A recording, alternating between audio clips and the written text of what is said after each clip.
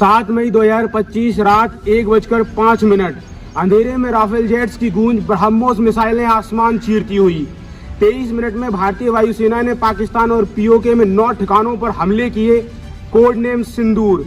ये कार्रवाई 22 अप्रैल को पहलगांव में हुए आतंकी हमले का जवाब थी, जिसमें 26 लोग, ज्यादातर पर्यटक मारे गए। लेकिन ये सिर्फ एक सैन्य ऑपरेशन नहीं था, ये एक ऐसी घटना थी जिसने 2 परमाणु शक्तियों को युद्ध के कगार पर ला खड़ा किया। सिंदूर हिंदू परंपरा में सुहाग का प्रतीक, लेकिन यहाँ शायद उन विधवाओं की याद जिनके परिवार पहलगांव में छीने गए। भारत ने कहा हमने आतंकी ठिकानों को मिटाया, पाकिस्तान ने जवाब दिया नागरिक मारे गए, मस्जिदें तबाह हुई।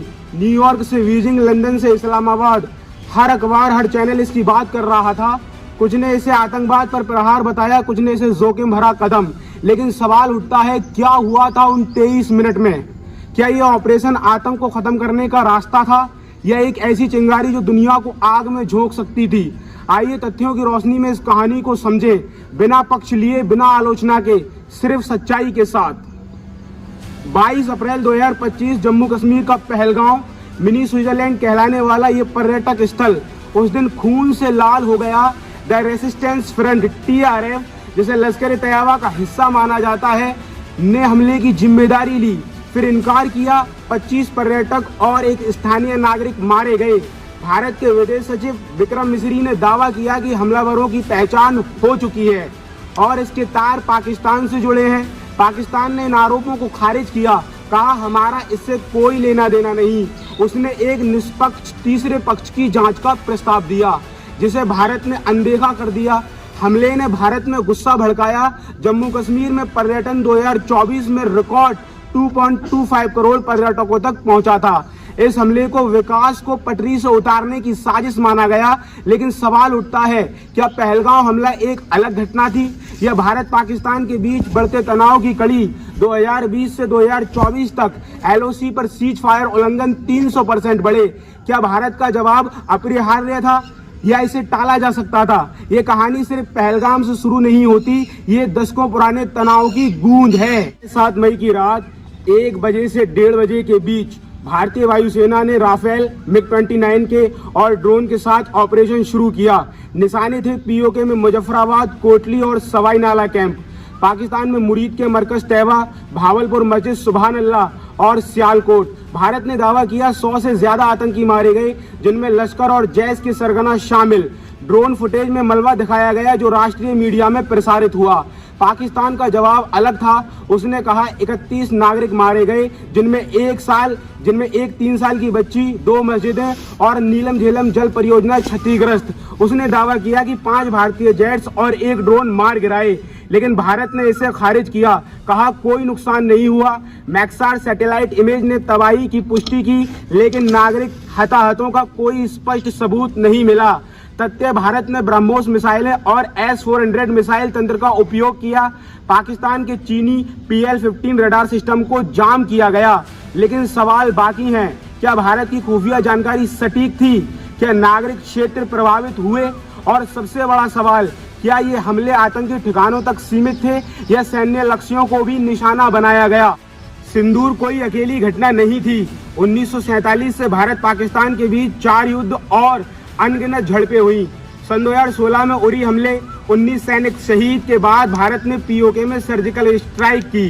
2019 में पुलवामा 40 CRPF जवान शहीद के बाद बालाकोट एयर स्ट्राइक हुई।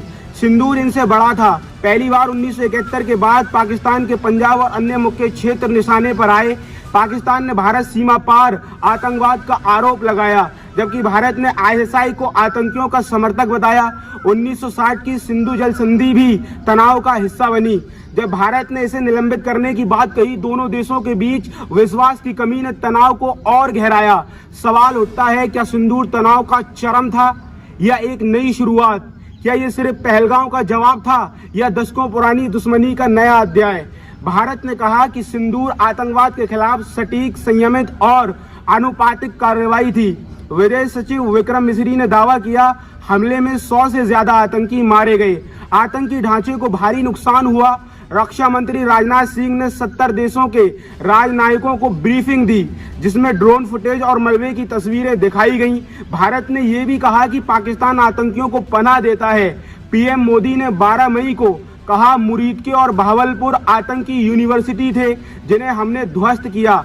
भारत ने यूएन में आईएसआई के सबूत पेश किए, दावा किया कि 9/11 और लंदन ब्लास्ट जैसे हमलों के तार इन ठिकानों से जुड़े थे। लेकिन सवाल उठता है, क्या भारत के दावे पूरी तरह सत्यापित हैं?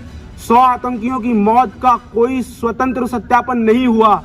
क्या ये सिर्फ आतंकी ठिकाने थे या सैन्य लक्ष्य भी शामिल थे? और नागरिक हताहत हुए तो क्या ये खुफिया चूक थी? पाकिस्तान ने सिंदूर को कायराना हमला कहा और युद्ध का ऐलान बताया। पीएम शाहबाज ने कहा, भारत ने 5 जगहों पर नागरिक क्षेत्रों को निशाना बनाया, जिसमें 2 मस्जिदें और 1 बच्ची की मौत हुई। आईएसपीआर के डीजी अहमद शरीफ ने दावा किया 31 नागरिक मरे, 40 घायल। पाकिस्तान ने भारत के आतंकी ठिकानों के दावे को खारिज किया, कहा ये सिविल क्षेत्र थे। पाकिस्तान ने भी दावा किया कि उसने 5 भारतीय जेट्स और 1 ड्रोन मार गिराया। उसने एक वीडियो दिखाया जिसमें कथित तौर पर भारतीय एयरफील्ड तबाह हुआ, लेकिन पीआईबी और आज तक ने इसे फर्जी बताया। कहा कि ये भारत का नहीं, पाकिस्तान का एयरफील्ड था। सवाल उठता है, क्या पाकिस्तान के नागरिक हताहतों के दावे सही हैं? क्या मस्जिदों पर हमला हुआ या ये प्रोपेगेंडा था? और अगर उसने भारतीय जेट्स गिराए तो सबूत कहाँ है? सिंदूर ने दुनिया की सुर्खियां बटोरी। न्यूयॉर्क टाइम्स ने लिखा, भारत ने आतंकी ठिकानों को निशाना बनाया, लेकिन सीमित नुकसान दावों पर सवाल उठाता है। उसने ये भी कहा 2 या 3 भारतीय जेट्स भारत की सीमा में गिरे।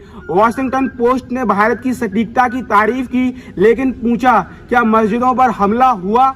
बीबीसी ने पाकिस्तान के रक्षा मंत्री ख्वाजा आसिफ के हवाले से कहा, भारत ने सिविल क्षेत्रों को निशाना बनाया। रॉयटर्स ने पाकिस्तानी सेना के दावे को दोहराया, 3 भारतीय जेट्स मार गिराए। तुर्की की टीआरटी वर्ल्ड और चीन की ग्लोबल टाइम्स ने पाकिस्तान का पक्ष लिया, दावा किया 26 नागरिक मरे, लेकिन इन दावों का कोई स्वतंत्र सत्यापन नहीं हुआ। अल जजीरा ने सवाल उठाया, क्या भारत ने अंतर्राष्ट्रीय कानून तोड़ा? वहीं इजराइल ने इसे आतंक के खिलाफ जायज बताया। यूएस के रिटायर्ड जनरल वेस्ली क्लार्क ने कहा, भारत ने रेड लाइन पार की, लेकिन जॉन स्पेंसर ने एक्स पर लिखा, भारत ने 4 दिन में आतंकी ढांचा तोड़ा, सैन्य श्रेष्ठता दिखाई। सवाल उठता है, क्या वैश्विक मीडिया निष्पक्ष थी या दोनों पक्षों की प्रोपेगेंडा का हिस्सा बनी? और सबसे बड़ा सवाल, क्या सत्य को प्रोपेगेंडा से अलग करना संभव है? भारत और पाकिस्तान दोनों परमाणु शक्ति संपन्न। सिंदूर ने दुनिया को डराया कि क्या ये तनाव परमाणु युद्ध की ओर बढ़ेगा। चर्चा थी कि ब्रह्मोस मिसाइल किराना हिल्स में गिरी, जहां पाकिस्तान के परमाणु हथियार हैं। भारतीय सेना ने इसे खारिज किया। 10 मई को चगई हिल्स में रेडिएशन ट्रैकिंग विमान देखे गए, जिससे सवाल उठा, क्या परमाणु ठिकाने निशाने पर थे? पाकिस्तान ने हमेशा परमाणु हथियारों की धमकी दी है, लेकिन सिंदूर के बाद पीएम मोदी ने कहा, भारत अब न्यूक्लियर ब्लैकमेलिंग से नहीं डरेगा। पाकिस्तान की न्यूक्लियर कमांड सेंटर की सुरक्षा पर सवाल उठे। कुछ रिपोर्ट्स ने कहा कि नूर खान एयरबेस, जो परमाणु क्षमता से जुड़ा है, क्षतिग्रस्त हुआ। सवाल उठता है, क्या सिंदूर ने परमाणु जोखिम बढ़ाया? क्या दोनों देश युद्ध की कगार पर थे? और अगर परमाणु हथियारों का इस्तेमाल होता तो दुनिया का क्या होता?